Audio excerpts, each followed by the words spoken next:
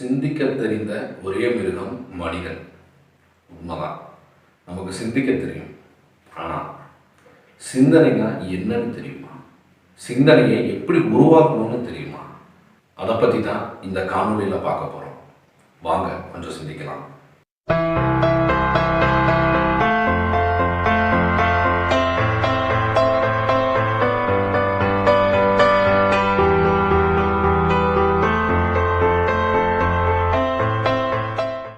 சிந்தனைனா என்ன அப்படிங்கிறத நம்ம ஃபஸ்ட்டு தெரிஞ்சுக்கணும்.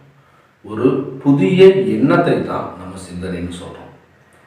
உதாரணமாக நெருப்பு அப்படின்னு ஒன்று இருக்குது. அடுத்ததாக நம்ம உணவு சாப்பிட்ருக்கோம், பச்சையாக சாப்பிட்ருக்கோம். அது ரெண்டையும் சேர்த்து வேக வச்சு சாப்பிடணும் அப்படின்னு ஒரு எண்ணம் உருவாச்சு பார்த்தீங்களா? அதுதான் சிந்தனைன்னு சொல்கிறோம். சரி, சிந்தனை எப்படியெல்லாம் உருவாகுது அப்படின்னு தெரிஞ்சுக்கலாம். எண்ணங்களாக. இதுதான் முதல் விஷயம். ரெண்டாவது நம்மளுடைய பழக்கங்களால் உருவாகுது. மூணாவது அலைவரிசையினால் உருவாகுது. இந்த மூணு விஷயமும் ஒவ்வொன்றா பார்க்கலாம். எண்ணங்களால் எப்படி உருவாகுது அப்படிங்கிறத முதல்ல பார்க்கலாம். ஒரு எண்ணம் இன்னொரு எண்ணம் ரெண்டும் சேரும் பொழுது ஒரு புதிய எண்ணம் உருவாகுது. அந்த புதிய எண்ணத்தை தான் நம்ம சிந்தனை அப்படின்னு சொல்கிறோம். இப்போது இன்னொரு உதாரணம் சொன்னோம் அப்படின்னா, கற்கால மனிதர்கள் ஒரு கல் உருண்டு போயிட்டு இருந்துச்சு. அந்த உருண்டு போகிற கல்லை பார்த்துட்டு இவங்க ஒரு இடத்துக்கு பயணம் செய்யணும்னு நினைக்கும் பொழுது ஒரு கல் உருண்டு போச்சு. அப்போ அது மேலே நம்ம எப்படி போகலாம் அப்படின்னு ஒரு புதுசாக ஒரு எண்ணம் வந்துச்சு. பயணம் ஒரு எண்ணம், கல் உருண்டு போனது ஒரு எண்ணம். இந்த ரெண்டும் சேர்ந்து அது மேலே நம்ம போக முடியுமா அப்படிங்கிற ஒரு கேள்வி உருவாச்சு. அந்த கேள்வி, அந்த எண்ணம், அதுதான் ஒரு புதிய சிந்தனை அப்படின்னு சொல்கிறோம். அடுத்ததான் ரெண்டாவதாக பழக்கம். ஒரு விஷயத்தை தொடர்ந்து பண்ணிட்டு இருக்கும் பொழுது அதில் புது புது சிந்தனைகள் உருவாகிறதுக்கான வாய்ப்புகள் அதிகம். இப்போ எப்படி சொல்லணும் அப்படின்னா, ஒரு கவிதை எழுதுறாங்க, ஒரு கவிஞர் இருக்கார், ஒரு கவிதை எழுதுறாரு அப்படின்னா அந்த கவிதை அவருக்கு நிறைய உருவாகிறதுக்கு, அந்த கவிதை பலம் அவருக்குள்ள அதிகமாகிறதுக்கு என்ன காரணமாக இருக்குன்னு நினைக்கிறீங்க? ஒரு எண்ணம் செய்யுது, ஒரு விஷயத்தை பார்க்குறாரு, அடுத்ததாக இன்னொரு எண்ணம் செய்யுது.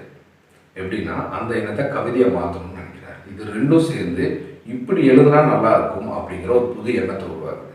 அந்த புதிய எண்ணத்துக்கு தான் கவிதையாக மாறுது. பொதுவாகவே சிந்திக்கக்கூடிய எல்லா விஷயங்களுமே இப்படி தான் உருவாகுது. இது ஒரு பழக்கமாக வச்சுக்கணும். கவிதை எழுதுறது அவருக்கு பழக்கமாக இருந்துகிட்டே இருந்தால் தான் அந்த பலம் அதிகமாகிட்டே இருக்கும். ஒருவேளை ஒரு நாள் கவிதை எழுதிட்டு அடுத்த 6 மாதத்துக்கு அப்புறம் இன்னொரு கவிதை எழுதுனா அது கவிதையாக இருக்குமான்னு தெரியாது. ஒருவேளை இருந்தாலும் வளமாக இருக்காது. இதுதான் பழக்கமாக வச்சுக்கிறது. மூணாவது விஷயம் அலைவரிசை. இப்போது பொதுவாகவே நம்ம ஒரு எண்ணம் இன்னொரு எண்ணம் சேருது.